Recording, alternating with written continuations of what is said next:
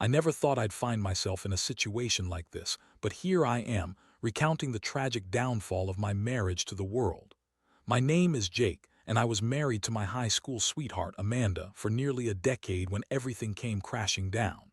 We had all of the classic signs of a good marriage. We laughed together, shared dreams, and at one point couldn't imagine life without each other. At least, that's what I thought. The cracks started to show a few months ago. Amanda, who was always the life of the party, began disappearing more often. She claimed she was busy with work or volunteering for the local charity. I accepted those excuses, convinced she was just overwhelmed. After all, life gets hectic, and we all have our responsibilities. Yet, there was something about her demeanor that made the hairs on the back of my neck stand up. She'd come home late, always with that same forced smile, as if she was trying to convince not just me, but herself that everything was fine. One evening, after several weeks of feeling increasingly isolated, I decided to surprise her. I came home early from work, hoping to catch a glimpse of the woman I had fallen in love with. Instead, I found her phone buzzing incessantly on the kitchen counter. Curiosity got the better of me. I picked up the phone, expecting to see nothing more than a few texts from her friends or reminders from work. Instead, I found a string of messages that made my heart drop into my stomach. The messages were flirty, suggestive, and downright inappropriate. My blood ran cold as I read her exchange with our marriage counselor, Dr. Adams. I couldn't believe what I was seeing. How could she betray me like this? A marriage counselor. Of all people, I trusted him to help us, to mend the seams that were starting to unravel. The thought that he'd exploit her vulnerability made my blood boil. I scrolled through the messages, each one stabbing me deeper than the last. They were meeting under the guise of counseling sessions, but it was clear that it was something far more sinister. I wanted to scream, to throw the phone against the wall, but I held back, knowing I needed to stay calm. I had to think straight. Every word in those messages echoed in my head. Amanda had been lying to me for weeks, maybe even months, weaving a web of deceit while I tried to fix things between us. It felt like my entire world had flipped upside down. I wasted no time. I was going to confront her, and I wanted the truth.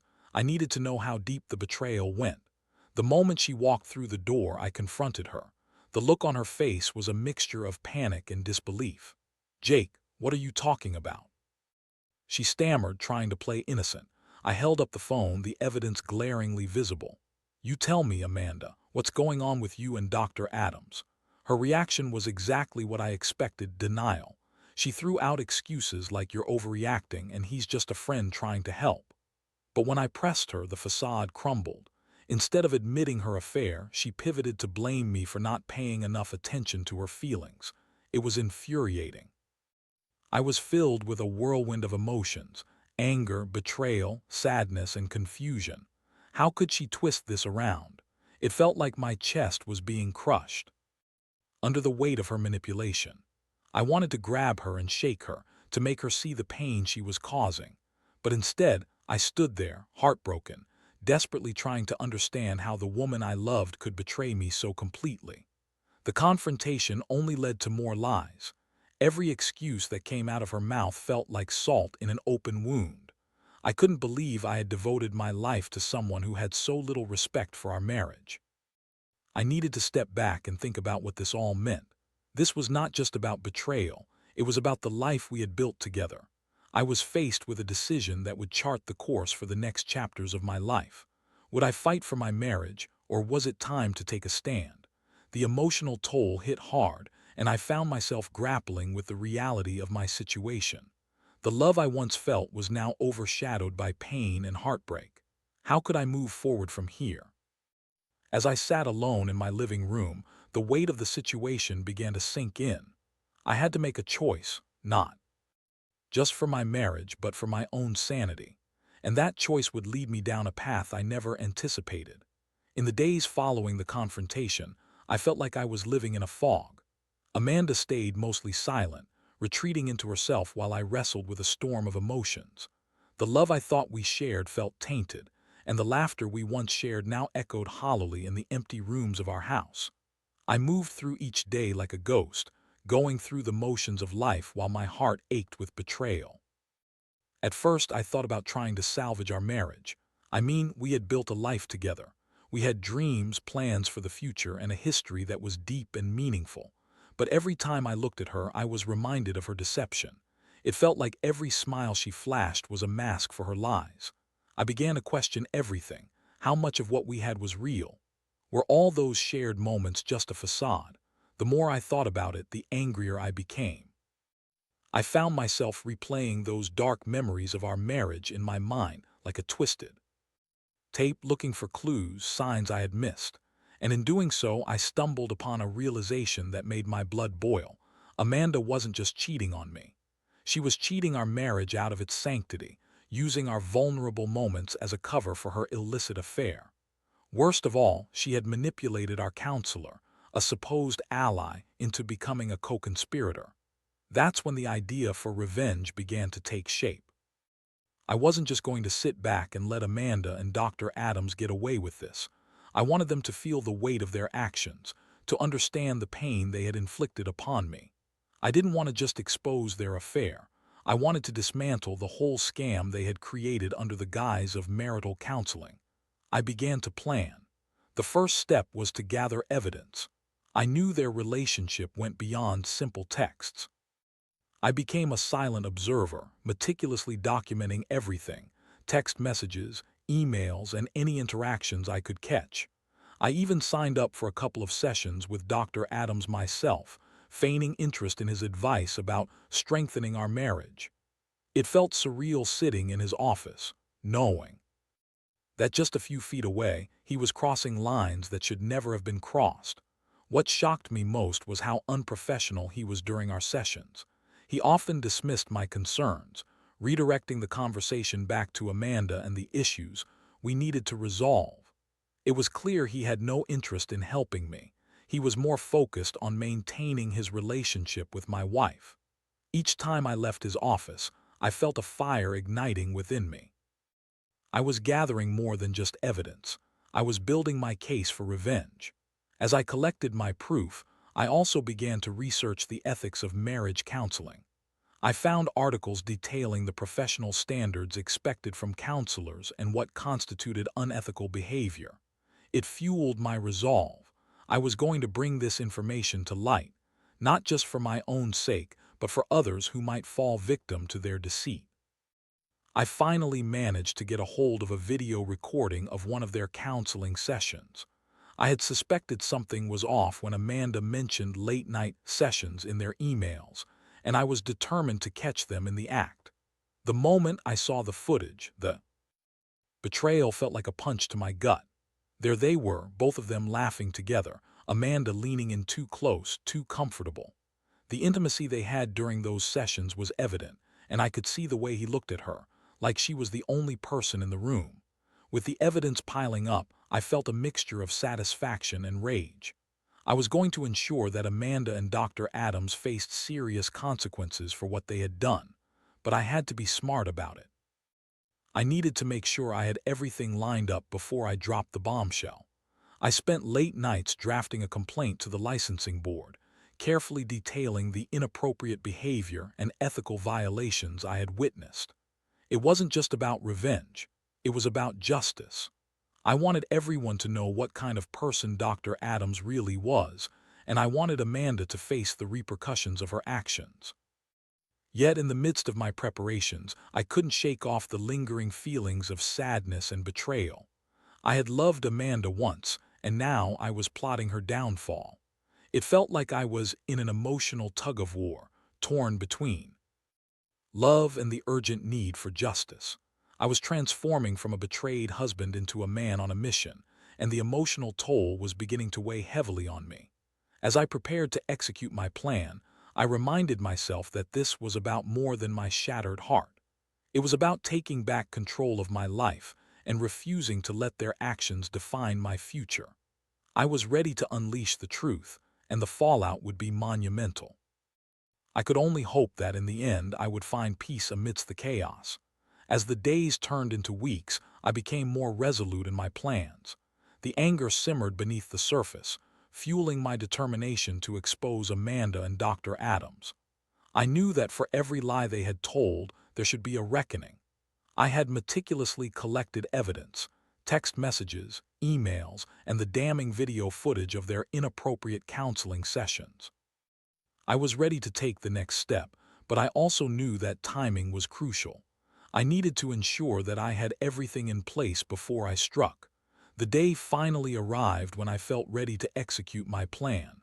I drafted a formal complaint to the state licensing board, outlining all the evidence of Dr. Adams' unethical conduct. The process felt surreal, like I was preparing to launch a missile aimed right at their carefully crafted world. It was a deep breath of justice. I was finally taking control. I had also spoken to a few close friends about my situation, seeking their advice and support. Most reacted with shock but offered nothing but encouragement for my plan. "You deserve better, Jake," one of them said, their voice steady and reassuring. "You're doing the right thing." It was just the boost I needed to push through the doubts that occasionally crept into my mind. The day I filed the complaint was heavy with anticipation. I felt a rush of adrenaline mixed with dread. I knew that once the ball started rolling, there would be no turning back. I walked into the licensing board's office, my heart pounding. I handed over my meticulously compiled evidence, and the staff member who received it nodded, taking it seriously. In that moment, I felt a sense of weight lifted, as if I were finally unburdening the pain I had carried for too long. Once I walked out of the office, though, the reality of what I had done hit me like a freight train. I had launched a war against my wife and the man who had betrayed me. I had to confront Amanda about my actions, and I knew it would be earth-shattering. But I had come too far to back down now. That evening I prepared for the confrontation, my heart racing as I waited for Amanda to come home. I could already envision her reaction. Would she be angry, defensive, apologetic? I took a deep breath, reminding myself that I was no longer the victim in this story. I was reclaiming my narrative. When she walked through the door, I could sense the tension in the air immediately. There was an uneasy silence as she noticed my demeanor. It must have dawned on her that something had shifted. I wasted no time. I needed to lay it all out on the table. "Amanda, we need to talk," I said, my voice steady despite the tempest inside me. Her eyes widened slightly, a mix of concern and defiance. "What now, Jake? Are you still going to blame me for everything?" Felt a flash of anger at her arrogance. "This isn't about blame anymore. I filed a complaint against Dr. Adams." Her face paled, and in that moment I realized how deeply I had pierced through her denial. "You what?" she gasped, her voice rising in disbelief. "I filed a complaint. I have evidence of your affair. This isn't just about you anymore. It's about the damage you both have done. I won't let him manipulate other couples like he manipulated you." She crossed her arms defensively, her expression a mix of fury and fear. "You think this will end well for you? You're going to ruin everything." "Everything is already ruined, Amanda. You made that choice when you decided to sleep with him. You betrayed our marriage and trust. You think you can just walk away from this? I will not allow it." I shot back, my voice rising as the anger bubbled over. I watched her mask of confidence shatter, replaced by a desperate attempt at damage control. "You don't understand. He was helping me through a tough time. You've been so distant." "Distant?" I interrupted. "I was distant because you were lying to me. You were seeking comfort in the arms of another man while I was trying to fix our marriage. You have no right to play the victim here." For a moment, we both stood in silence, the weight of the truth hanging heavily in the air. I saw her struggle with the reality of her actions, and it was bittersweet. I didn't want to hate her. I had loved her fiercely. But the betrayal made any fond memories feel like an echo of a past I could no longer trust. "What do you want from me, Jake?" Amanda finally asked, her voice trembling. "I want accountability. I want you to understand what this has done to us, to me. You've shattered my heart, Amanda. I want you to feel the consequences of your actions." I paused, my heart racing. "And I want you to tell the truth about what happened with Dr. Adams. No more lies." I hoped my words would resonate, but instead they ignited a fire within her. "You think you're some kind of hero for this? You're just a coward hiding behind a complaint. You're ruining our lives, and for what?" She spat, her voice dripping with venom. It was like a punch to the gut. The words hurt, but they also solidified my resolve. I'm not ruining our lives, your choices did that. I'm fighting for myself now. This is about reclaiming my dignity, not just surviving your betrayal. The confrontation spiraled from there, each word stoking the flames of our anger. But amidst the chaos, I felt an unexpected sense of clarity. I was no longer just a victim. I was taking a stand, and that felt empowering, even as our marriage crumbled around us. As I walked away, I realized that my journey for justice was far from over. I was about to face the fallout of my actions, but I was ready. I had found my voice, and I wouldn't let it be silenced again. In the aftermath of my confrontation with Amanda, I felt a mix of liberation and anxiety. I had finally stood up for myself after months of feeling like a victim in my own life. But at the same time, I knew that this was only the beginning. I had unleashed a storm, and the repercussions were bound to hit both Amanda and Dr. Adams hard. I was ready, but the uncertainty of what was next left me unsettled. The following days were tense. I could sense the atmosphere in the house had shifted. Every moment held weight, every silence screamed too loudly. Amanda appeared to oscillate between anger and fear. The love we once shared felt completely suffocated by the betrayal and resentment that now filled our home. I focused on my work during the day to distract myself, but I couldn't escape the reality of our crumbling marriage. I had filed the complaint just a few days ago, but it felt like an eternity. I was waiting for the inevitable response from the licensing board, which would either validate my suspicions or lead to further chaos. I checked my email constantly, half hoping for a quick resolution and half dreading the storm that would follow. Each notification filled me with a rush of adrenaline, but it was always just spam or work-related updates. The tension at home grew thicker, and I found myself retreating to my office more often, trying to carve out a space of sanity amid the turmoil. Then one evening, as I was sitting in front of my laptop, I noticed Amanda's car parked outside. I hadn't seen her leave, and the quietness of the house indicated she was home. I could feel my heart racing as I prepared myself for another confrontation. The last one had been explosive, and this one wouldn't be any different. I knew she was angry, but she also had to confront the reality of our situation eventually. When I finally walked out to find her, she was pacing in the living room, her phone clutched tightly in her hand. The moment I entered the room, she turned to me, her eyes blazing. "You did this to us, Jake. You ruined everything." I raised an eyebrow, trying to maintain my composure.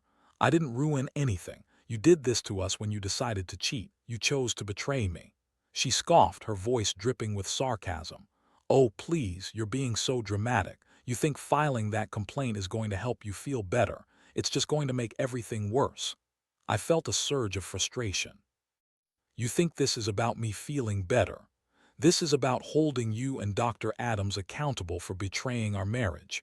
I'm not letting you both get away with this." Amanda's face flushed with anger. "You don't know what you're doing. You're going to regret this. You think you're the hero in this story, but you're just making yourself look pathetic." "Pathetic?" I echoed, incredulous. "I'm the one who was betrayed, Amanda. You're the one who has been lying to my face. You don't get to turn this around on me." She let out a frustrated scream, throwing her phone onto the couch. "You think you're going to win some kind of war against me? You're only hurting yourself." Her words cut deeper than I expected, and for a moment I felt the weight of my decision bear down on me. Was I truly just hurting myself? It was a fleeting thought, but it caused me to pause. I shook my head, reminding myself of why I was doing this. I couldn't let her manipulate me any longer. I couldn't afford to feel sympathy right now. That would only give her power over me. "I'm doing what I need to do to protect myself. You need to understand that," I replied, my voice steady. We stared at each other in a standoff, both of us unwilling to back down. The atmosphere was electric, charged with unresolved emotions and unspoken truths. For a moment I thought we might reach some understanding, but it quickly devolved back into an argument. "You're going to lose everything, Jake. Do you really want to risk your career and our entire life together over this?" She spat, desperation creeping into her voice. "Do you really think I care about that now? You've destroyed my trust, and I can't just pretend everything is fine. I want to be free from this toxic mess." My words felt liberating, as if I was shedding the last remnants of doubt, but it was clear Amanda was still grasping at straws. She wanted to redirect the blame to make me doubt myself. I could see how scared she was, and it felt strange to witness the cracks in her bravado. "You'll regret this when you're alone," she warned, her voice wavering. I took a deep breath, realizing that this wasn't just an emotional confrontation. It was a moment of reckoning for both of us. I would rather be alone than trapped in a marriage built on lies, I said, my voice unwavering. "I'm done being your victim." The conversation left both of us drained, but it also ignited a fire within me. I was standing my ground, no longer willing to let her control the narrative. I felt a sense of clarity. I was ready to move forward no matter the outcome. In the days that followed, I prepared for the fallout of my complaint. I knew I would likely hear from the licensing board soon, and the thought of it filled me with anticipation. I was ready to face whatever came next, but I also began to realize that I had to prepare for Amanda's potential retaliation. She was a cunning woman and wouldn't go down without a fight.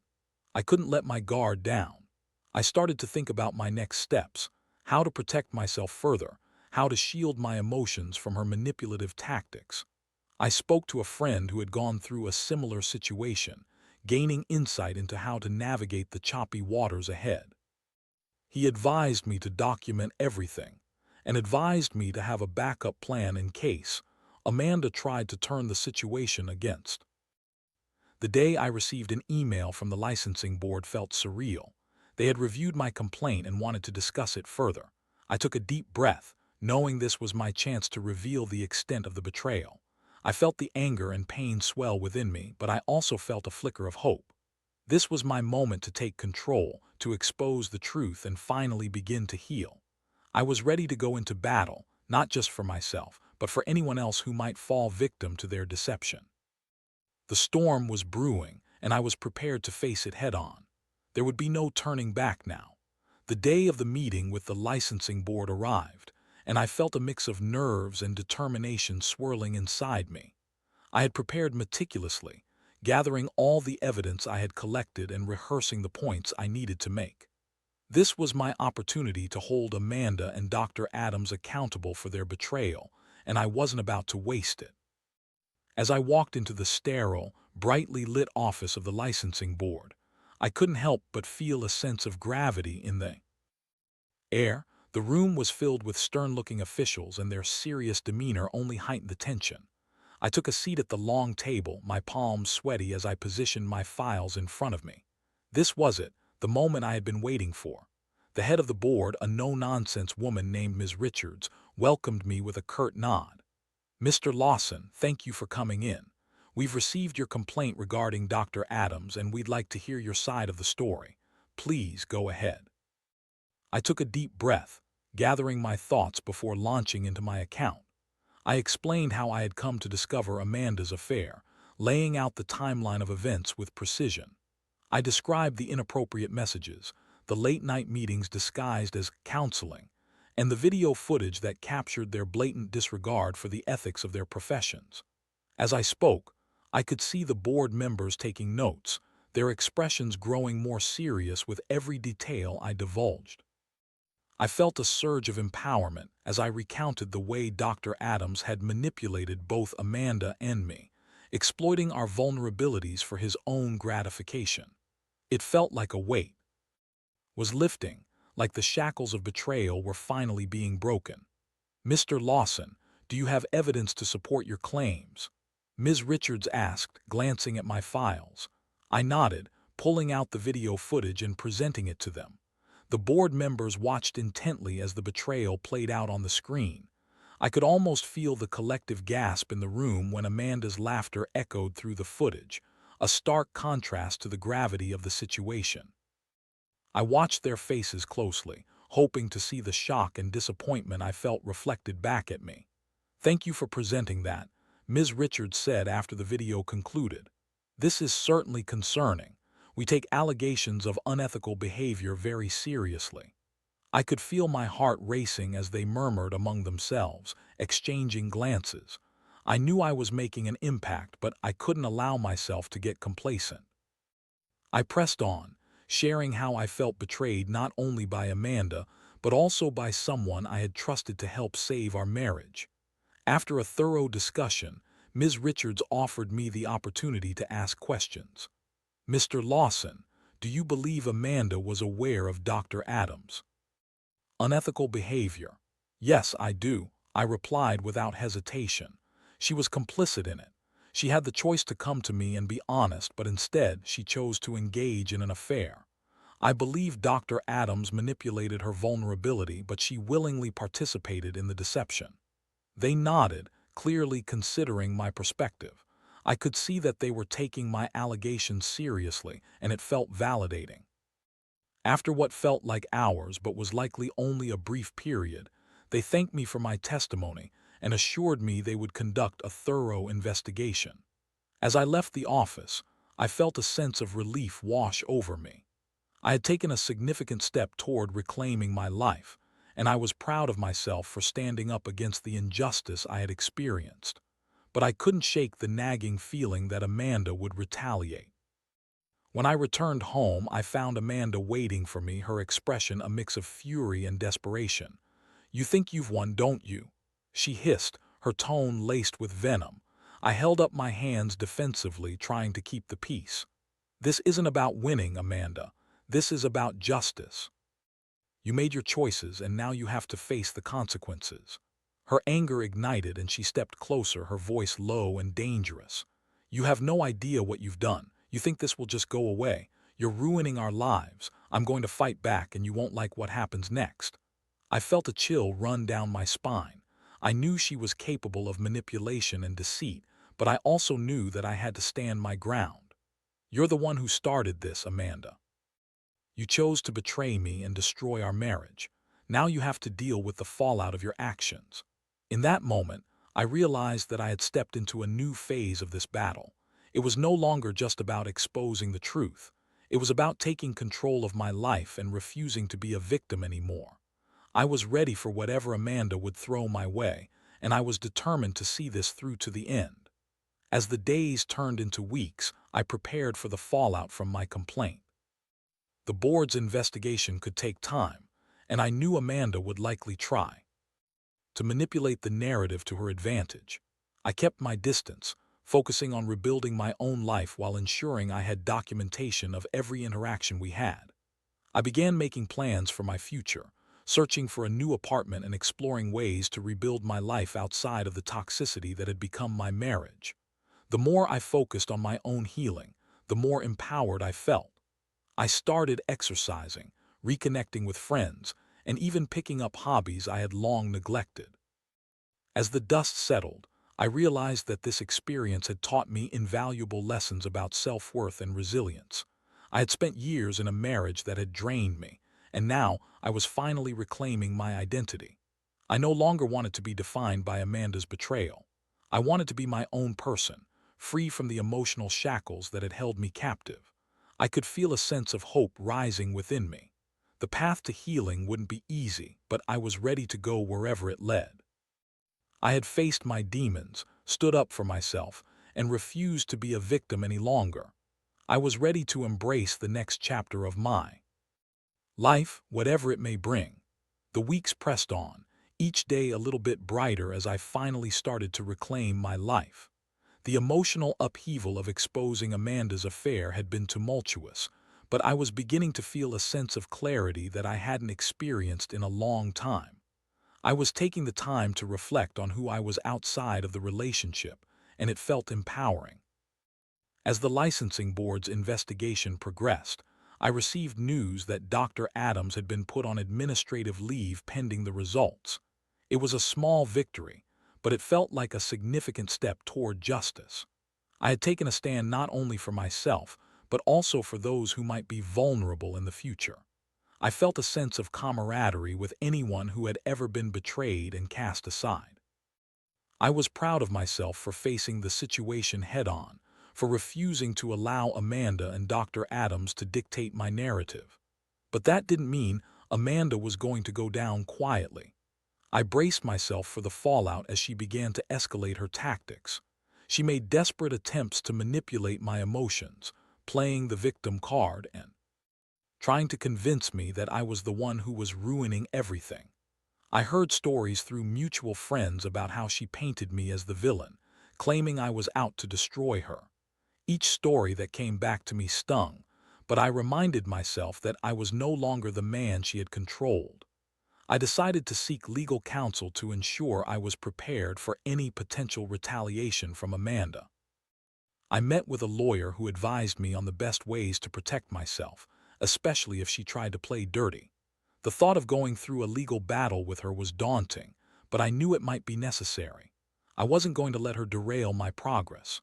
One evening, as I was getting ready to head out to dinner with friends, I received a call from my lawyer. He informed me that the board had found sufficient evidence to proceed with disciplinary actions against Dr. Adams. My heart raced at the news. The groundwork I had laid was finally coming to fruition, and I felt vindicated. But I also knew that it would only fuel Amanda's anger and desperation. That night, as I met my friends for dinner, I felt a sense of camaraderie and support that I hadn't realized I desperately needed.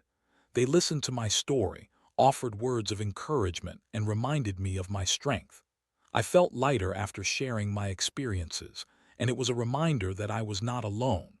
I was starting to rebuild the social life I had neglected during my marriage, and it felt liberating.